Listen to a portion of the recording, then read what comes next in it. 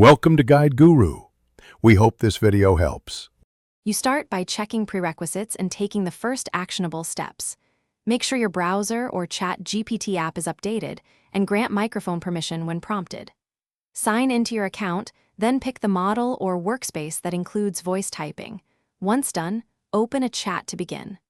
Also test your headset or built-in mic in your operating system.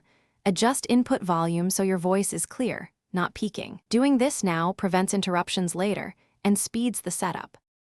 Continue by enabling voice typing inside Chatgpt and configuring it for accuracy. You flip the microphone toggle or tap the voice icon, then select the language and regional dialect you'll speak. This improves recognition.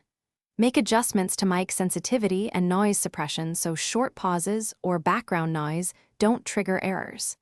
If hotkeys are available, set a comfortable shortcut for toggling recording. Then speak a short test phrase and watch the transcription. This gives immediate feedback, so you can fine-tune settings before full use. Finish by running a complete test and knowing one key troubleshooting tip.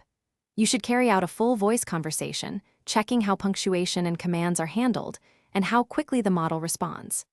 If you encounter issues, restart the app, re-grant microphone permission, or try another browser. These steps often fix common failures. Make sure OS privacy settings allow the app to use audio, and update audio drivers if recognition is poor. That single troubleshooting habit saves time when problems arise. Thanks for watching. Consider subscribing if we helped you today.